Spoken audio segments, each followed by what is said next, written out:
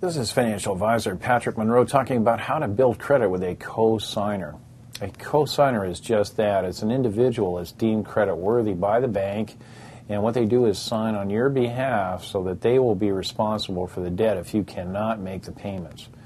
The reason why a co-signer is involved is that you will make the payments and show the bank that you have the ability to do so, and eventually you can decouple yourself from the co-signer and be considered as a good credit risk on your own.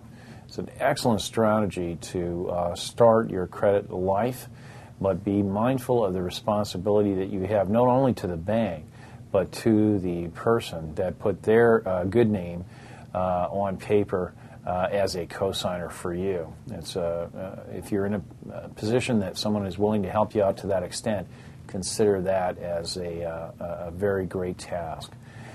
This is a way to build credit with a co-signer. This is financial advisor Patrick Monroe talking about how to build credit with a co-signer.